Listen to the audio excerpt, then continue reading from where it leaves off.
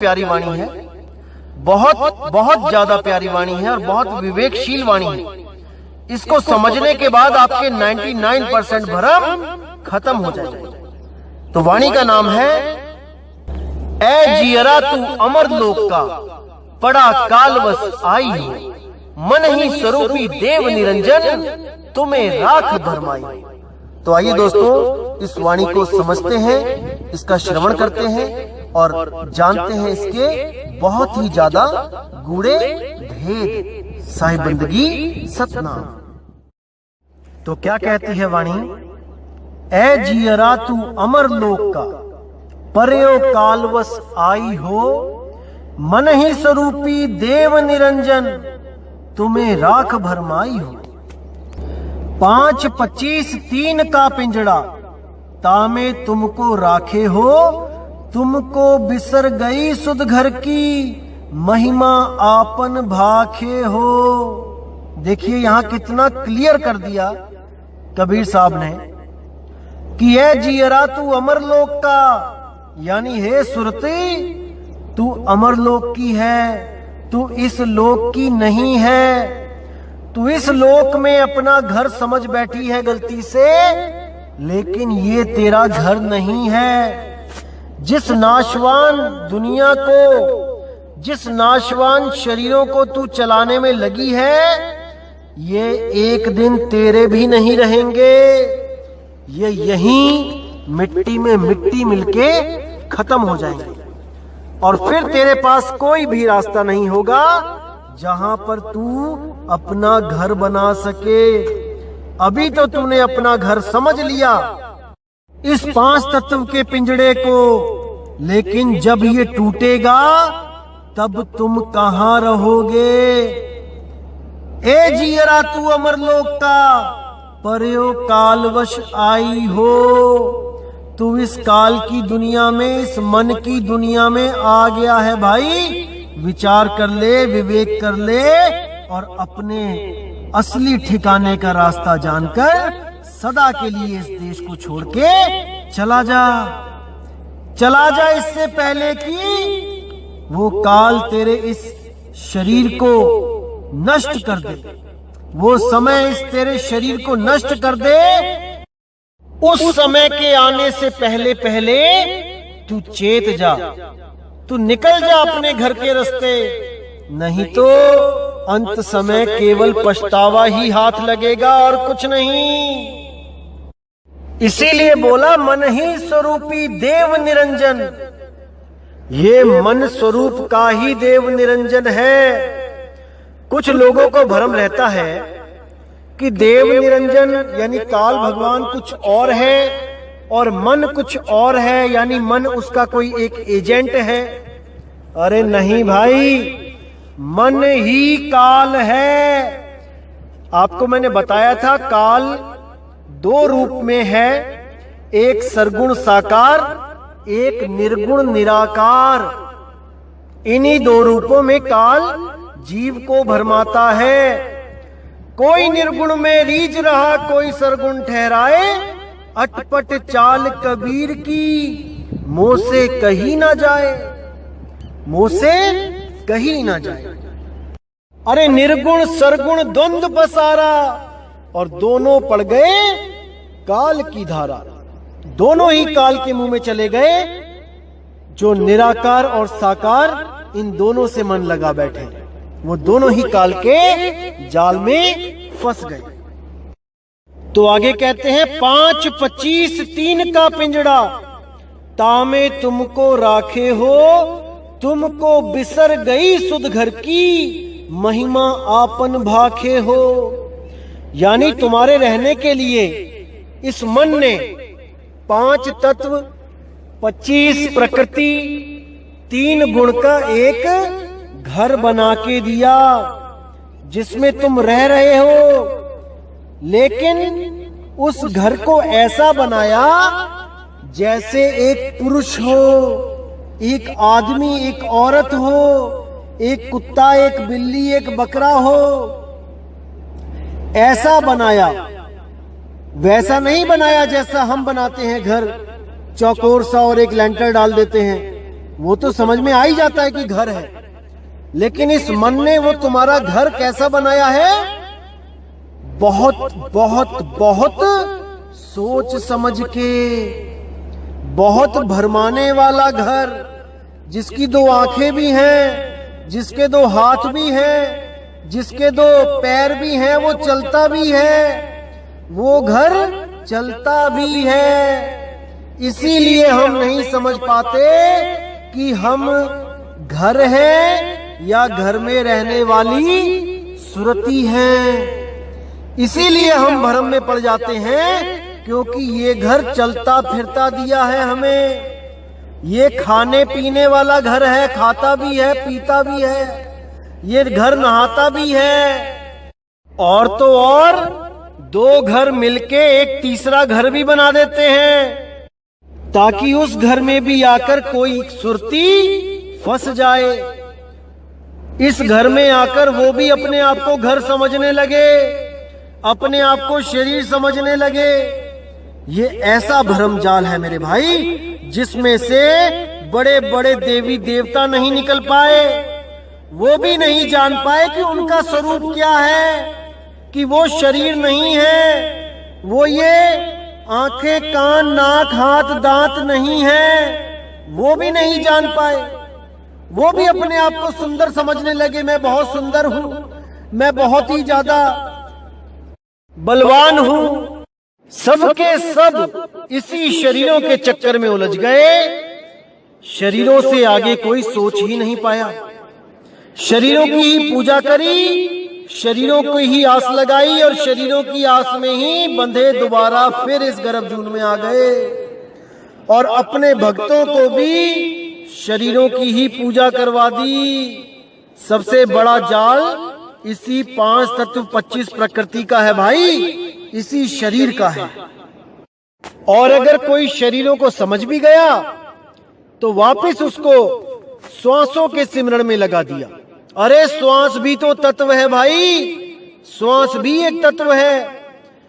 लेकिन जो सुरती के द्वारा ये सांस चल रही है, उस सुरती को कोई नहीं जान पाया। कैसे इस श्वासों से उसको अलग किया जाए, इस विधि को कोई नहीं जान पाया। इसीलिए वो श्वासों के सिमरण में ही लग गए। जिस श्वासों से खुद को अलग करना था, सारी सुरती श्वासों में ही लगा दी, श्वासों में ही ध्यान लगा दिया। अरे अलग कहाँ हुए? अलग करने वाला गुरु तो शुरू से ही अलग कर देता है। जब वो नाम देता है तभी अलग कर देता है, तभी आपको भेद बता देता है कि श्वासों में भी ध्यान मत रखना, वरना अलग नहीं हो पाओगे भाई। इसीलिए ये श्वासों का जाप करने वाले हमारी खिलाफत करते हैं, क्योंकि इनका जाल टूट चुका है। ये अब और भ्रमित नहीं कर सकते जीवों को, क्योंकि सत्य ज्ञान का उदय हो चुका है मेरे भाई, हो चुका है। और सत्य किसी श्वासों का गुलाम नहीं है। सत्य अपने आप में पूर्ण है, वो श्वासों के द्वारा नहीं पकड़ा जा सकता भाई। श्वास तो स्वयं असत्य है, गिनके मिली है। कुछ श्वासों का तो खेल है भाई। श्वास नाशवान है, श्वास में ध्यान लगाओगे तो मुक्ति नहीं मिलेगी, क्योंकि जो स्वयं नाशवान है वो तुम्हें अविनाशी कैसे करेगा। इसीलिए ध्यान केवल और केवल आत्म तत्व में लगाओ जो अविनाशी है। जैसे ही आत्म तत्व तक पहुंचोगे तुम्हें परमात्मा का साक्षात्कार होगा। जब तक ना चीनोगे आत्म, तब तक ना मिली है परमात्मा। परमात्मा को पाने से पहले अपने आप को जानना पड़ेगा भाई, अपने आत्म स्वरूप को जानना पड़ेगा। इस देही स्वरूप से अलग होना पड़ेगा, तभी उस आत्म स्वरूप को, उस परमात्मा को जान पाओगे। तो कहते हैं तुमको बिसर गई सुध घर की, ये महिमा अपन भाखे हो। तुमको अपने घर की, यानी कि जिस अवस्था में तुम थे, तुम्हारी स्मृति तुम्हारी आत्मा में लगी हुई थी, तब तुम पक्के घर में रहते थे, पक्का तुम्हारा ठिकाना था। जैसे ही तुम वहां से अलग हुए, वैसे ही तुमने इस शरीरों को, इन 5 तत्व 3 गुण 25 प्रकृतियों को धारण कर लिया। और जैसे ही तुम उस अवस्था को छोड़कर यहां पहुंचे, तुम अपनी उस अवस्था को भूल गए और तुम इन किराए के कमरों में लगे धक्के खाने, एक छोड़ दूसरे में, दूसरा छोड़ तीसरे में। तो यहां बोला जा रहा है, तुमको बिसर गई सुध घर की, ये महिमा आपन भाखे हो। ये ज्योति निरंजन, ये मन तुम्हें यहां भरमा के अपनी महिमा भागता है, तुम्हें अपने ही जाल में फंसाता है। अलग अलग अवतार धारण करके, अलग अलग गुरुओं का शरीर धारण करके तुम्हें शरीरों का ही ज्ञान देता है, तुम्हें गुरु रूप में फंसाता है और सब जीवों को इस आस में लगवा देता है कि अंत समय में तुम्हारा गुरु ही तुम्हें लेने आएगा, तुम्हारे गुरु का रूप धारण करके ही परमात्मा आएगा। याद रखो मेरे भाइयों, परमात्मा देही गुरु नहीं है। परमात्मा कभी देह में नहीं आता लेने, हाँ वो ज्ञान समझाने जरूर देह में आता है और देह में आकर वो विदेही का ज्ञान समझाता है, ना कि देही से आस लगवाता है। अरे 5, 25, 3 है पिंजड़ा, ये देही पिंजड़ा है भाई। अगर इस पिंजड़े की आस में रहोगे तो अंत समय में पिंजड़ा ही नसीब होगा। इसीलिए बोला गया है विदेह। विदेह यानी जिसकी कोई देह नहीं है, जो केवल और केवल शब्द धुन है, जो अखंड शब्द नाद है, जिसका कभी नाश नहीं होता, वही शब्द गुरु है, वही हमारा निज स्वरूप है। बीजक में भी साखी बोली गई, शब्द हमारा तू शब्द का, सुन मत जा सरक, जो चाहे निज रूप को शब्द ही ले परख। यानी शब्द हमारा, यानी कि मेरा रूप शब्द है, शब्द हमारा तू शब्द का, तेरा भी रूप शब्द ही है। सुन मत जा सरक, इन बातों को सुन के सरक मत जाना। अगर समझ नहीं आती तो इसको बैठ के और समझने की कोशिश करो। सरकने की जरूरत नहीं है, यानी कि सत्संग छोड़कर जाने की जरूरत नहीं है क्योंकि समझ नहीं आ रहा है। कोई बात नहीं, लगे रहो। सुन मत जा सरक, जो चाहे निज रूप को तो शब्द ही ले परख। अगर अपने निज स्वरूप को जानना चाहते हो, इस देह स्वरूप से अलग अपने शब्द रूप को जानना चाहते हो, तो इस सत्संग में बताए गए उस सार शब्द की महिमा को अच्छी तरह समझ जाओ, उसको विचार कर लो, विवेक कर लो, तलवारें तिखी कर लो, अज्ञान को काटते जाओ और ज्ञान को अपनाते जाओ, विवेकी होते जाओ। तभी ये ज्ञान समझ में आएगा, तभी उस शब्द की महिमा समझ में आएगी मेरे भाई। जो शब्द हम सब का गुरु है, हम सब का निज रूप है। अरे हम हैं शब्द, शब्द हम माही, और शब्द से भिन्न और कछु नहीं। उसके अलावा और कुछ नहीं है जहां पे हमने सुरत लगानी है। कोई घी के दिए नहीं जलाने, कोई अगरबत्तियां, धूप अगरबत्ती नहीं घुमानी किसी फोटो के आगे गुरुजी के। ऐसा कोई काम नहीं करना जहां पे हमारी सुरत फंस जाए। केवल और केवल निज रूप में सुरती को संभालना है भाई, आठों पहर, तब बात बनेगी। अगर नहीं कर पाते हो तो कोई बात नहीं, लगे रहो, धीरे धीरे रे मना धीरे सब कुछ होए। माली सींचे 100 घड़ा, ऋतु आए फल होए। अरे शुरुआत तो करो, धीरे धीरे होता जाएगा अपने आप। एकदम नहीं छूटेगा सब कुछ, धीरे धीरे होगा, लेकिन शुरुआत करोगे भाई तभी होगा, बातों से नहीं होगा। अब कहते हैं निराकार निर्गुण है माया, तुमको नाच नचावे हो, चरम दृष्टि का कुल्फा देके 84 भरमावे हो। 4 वेद जाकी है श्वासा, ब्रह्मा स्तुति गाई हो, सो कति ब्रह्मा जगत भुलाई, तेहि मार्ग सब जाई हो। अब कितना साफ कर दिया यहाँ पे कि निराकार निर्गुण है माया, कि जो भी गुरु आपको निराकार परमात्मा से, निर्गुण परमात्मा से जोड़ता है, वो आपको माया से ही जोड़ रहा है। जो भी ये कह रहा है कि परमात्मा साकार नहीं निराकार है, वो असल में माया द्वारा भ्रमित कर दिया गया है। वो खुद भी नहीं जान पा रहा है और वो आपको भी गलत दिशा में लेके जा रहा है।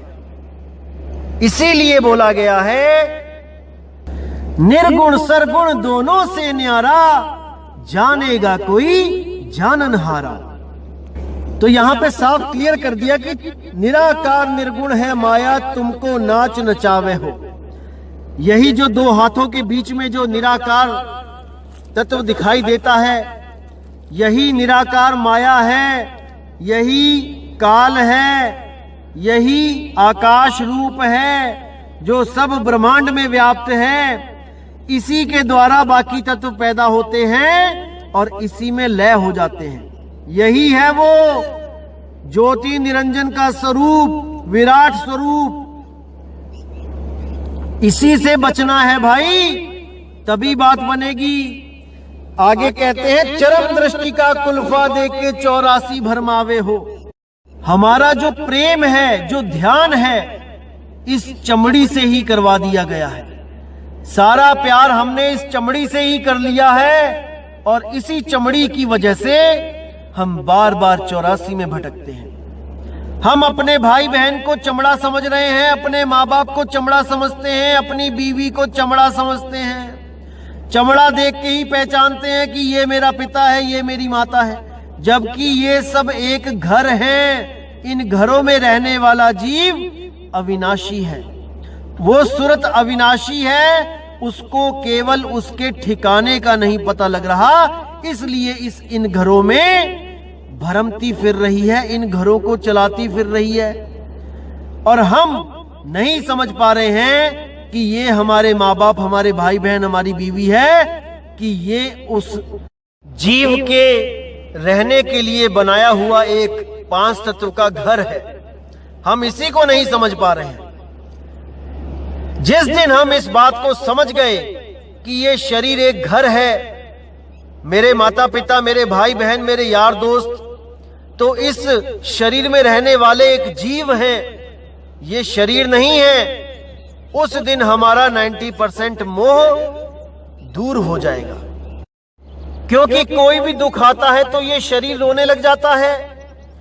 इस शरीर की शक्ल ऐसी बनाई गई है कि हमें इससे मोह हो गया है।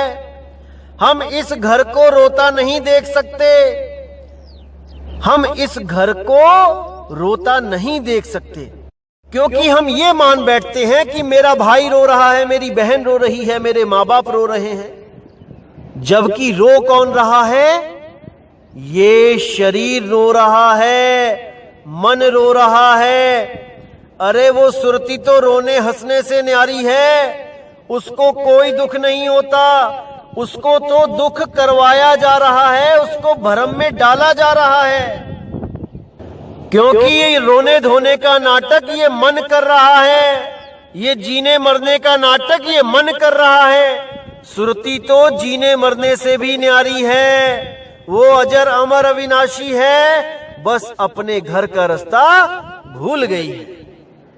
आगे कहते हैं 4 वेद जाकी है श्वासा, ब्रह्मा स्तुति गाई हो, सो कति ब्रह्मा जगत भुलाई, तेहि मार्ग सब जाई हो। जितने भी ये वेद हैं, चारों वेद, ये उस काल निरंजन मन की श्वासा है, उसकी श्वासों से प्रकट हुए हैं वेद। ब्रह्मा स्तुति गाए हो, और ब्रह्मा ने उस वेदों की इतनी स्तुति गाई, इतनी महिमा गाई कि सारी दुनिया उसी वेदों के चक्कर में उलझ गई। सो कति ब्रह्मा जगत भुलाई, तेहि मार्ग सब जाई हो। ब्रह्मा जी के द्वारा जब वेदों का टीका किया गया, उसकी महिमा सुनाई गई, तो सब के सब ऋषि मुनि उसी ब्रह्मा जी के पीछे लग के वेदों का गुणगान गाते हुए वेदों के द्वारा बताई गई साधना करने लगे। और सब के सब उस ओंकार को मानकर भ्रमित हो गए, अपने निज स्वरूप को ना जान पाए और उस पंचअक्षरी मंत्र को सत्य मानकर उसकी साधना में लीन रहे। तो साहिब कहते हैं ओंकार है वेद का मूला, ओमकार में सग जग भूला, ओमकार जो वेद बखाने, सोई काल कोई मर्म ना जाने।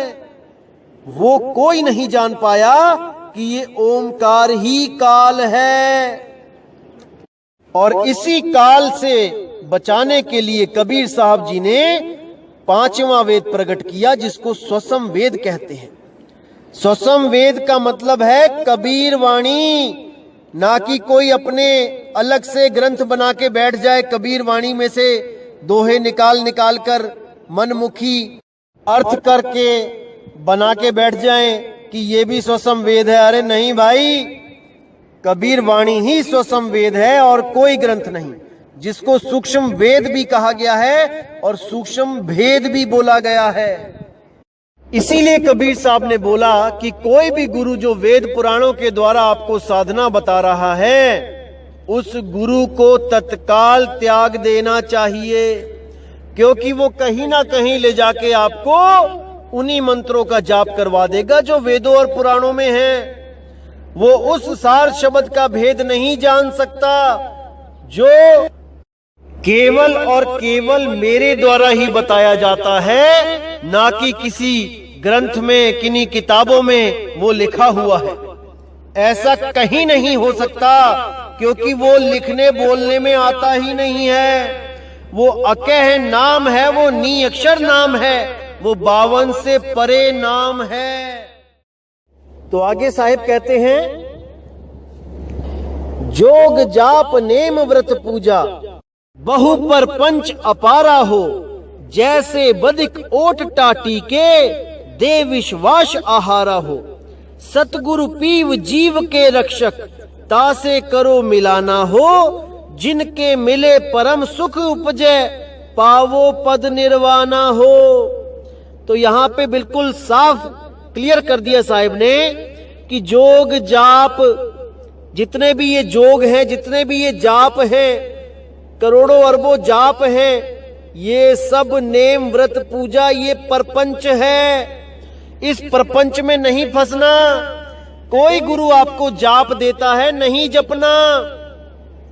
कोई व्रत पूजा देता है, कोई एकादशी का व्रत करवाता है, कोई पूर्णमासी का व्रत करवाता है। कई कबीर पंथी आपको मिलेंगे ऐसे जो पूर्णमासी को व्रत रखते हैं। अरे नहीं भाई, ये सब परपंच अपारा हो, जैसे बदिक ओट टाटी के दे विश्वास आहारा हो।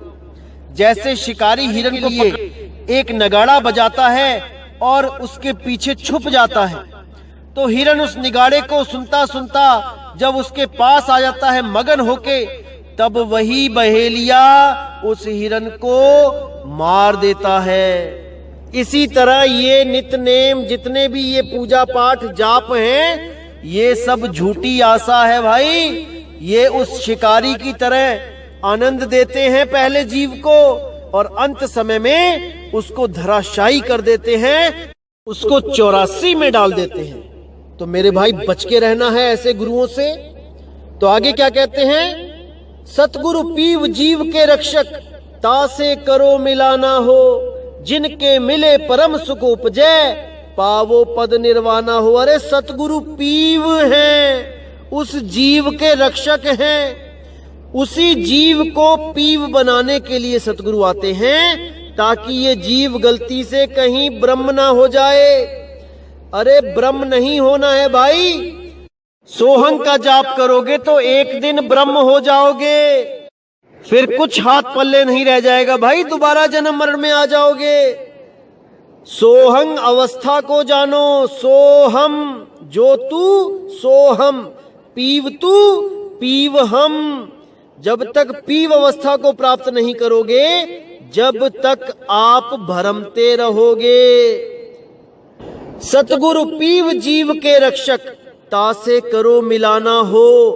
उस पीव से मिलान करो, उस शब्द गुरु से मिलान करो, ताकि वो आपको जीव अवस्था से उठा के पीव अवस्था में पहुंचा दे, फिर आप भी उतने समर्थ हो जाओगे जितना वो पीव है। फिर ये मन आपके आगे झुक जाएगा भाई, झुक जाएगा। और वो केवल और केवल सतनाम के द्वारा हो सकता है, अन्य किसी के नाम के द्वारा नहीं। सतनाम कोई काल और अक्षर पुरुष का नाम नहीं है भाई, समझ जाओ। सत्य नाम पाए जो वीरा, संग रहूं मैं दास कबीरा, क्योंकि वो मेरा ही नाम है। जैसे हम अगर किसी मंत्री को जानते हैं तो उसका नाम लेते हैं, जो हम नाम लेते हैं वैसा ही वही नाम का आदमी वो मंत्री है। उस नाम को सुन के हर आदमी उस मंत्री के बारे में सोचता है कि अरे ये उस मंत्री का नाम है, इस आदमी से पंगा नहीं लेना है, नहीं तो वो मंत्री आ जाएगा। इसी तरह सतनाम काल और अक्षर पुरुष का नाम नहीं है, वरना कबीर साहब को वहां आने की जरूरत नहीं है जहां पे सतनाम का जाप हो रहा है। जिसका जाप हो रहा है वो आके बचाए आपको। लेकिन नहीं, कबीर साहब कहते सत्य नाम पाए जो वीरा, संग रहूं मैं दास कबीरा, क्योंकि मेरा ही नाम सत्य नाम है। जो मेरे नाम को जानता है मैं उसके अंग संग हूं। इसीलिए भाई सत्य नाम पे विचार फिर से कर लो, अभी समय है मेरे भाई, अभी समय है। तो आगे कहते हैं जिनके मिले परम सुख उपजे, पावो पद निर्वाणा हो। उस पद को प्राप्त कर लो जहां पे तुम्हें निर्वाण मुक्ति मिल जाएगी, उसके बाद आना जाना खत्म हो जाएगा मेरे भाई।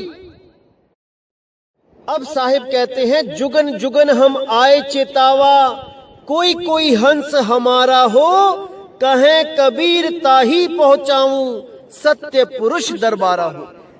कि मैं तो युगों युगों से आके समझा रहा हूं इन जीवों को, लेकिन ये कहां समझ रहे हैं, ये कहां मेरी बात को मान रहे हैं, ये मेरी वाणियों को कहां उनका भेद समझ रहे हैं। ये तो वाणियों का अर्थ का अनर्थ करके अपने जन्म को बर्बाद कर रहे हैं। कभी श्वासों में उलझ जाते हैं, कभी किसी और तत्व में उलझ जाते हैं, कभी मेरी फोटो में उलझ जाते हैं, कभी मेरी मूर्तियों में उलझ जाते हैं, और कभी केवल और केवल मेरी वाणियों को ही पढ़ पढ़ के सोचने लग जाते हैं कि इससे मुक्ति हो जाएगी। अरे नहीं भाई, गुर बिन पढ़े जो वेद पुराना, सार न जाने रहे अज्ञाना। अगर मेरे ग्रंथ को भी पढ़ के कुछ प्राप्ति करना चाहते हो तो गुरु धारण करो, ऐसा गुरु धारण करो जो शब्द भेदी होए, ग्रंथ भेदी ना होए कि केवल वाणियां ही रटी हुई हैं, वाणियां बोली जा रहे हैं, और जब नाम लेने जाओ तो नाम दे रहे हैं गुरुरि ब्रह्मा गुरुरि विष्णु गुरुर देवो महेश्वरा, गुरुर साक्षात परम ब्रह्म तस्मै श्री गुरुवे नमः। कुछ कबीर पंथी तो ऐसे हैं जो यही नाम रटवाई जा रहे हैं, 1500, 2,000, 2500 रुपए में नाम दे रहे हैं। ये बच के रहना है मेरे भाइयों, बच के रहना है।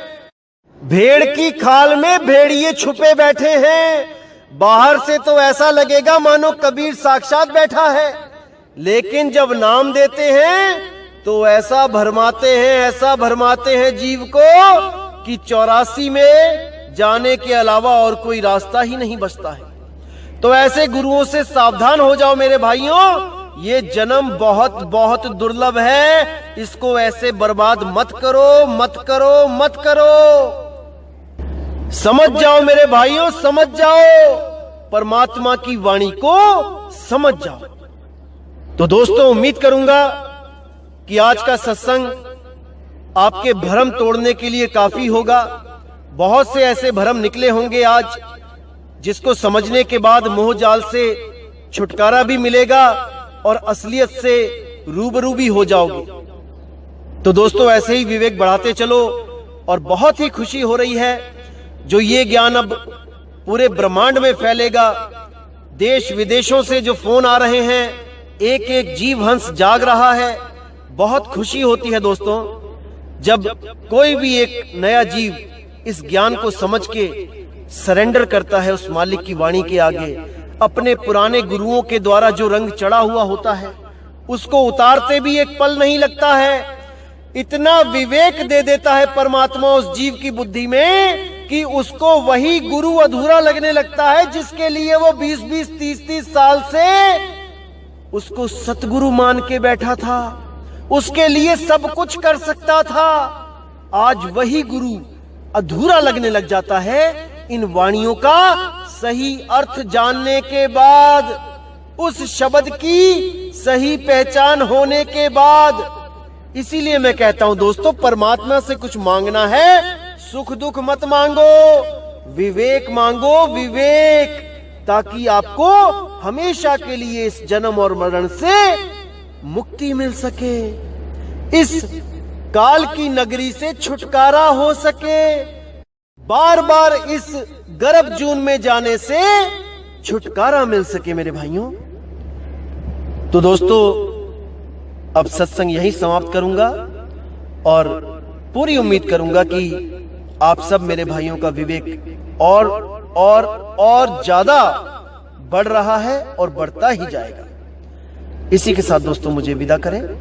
जय गुरु बंदी छोड़ वैराग साहिब, जय गुरु बंदी छोड़ साधु शरण साहिब जी, जय गुरु बंदी छोड़ बाबा मदन साहिब जी, जय जय सतगुरु बंदी छोड़ सतगुरु सत्य कबीर साहिब की सदा ही जय हो, सदा ही जय हो मेरे मालिक की साहिब बंदगी सतनाम।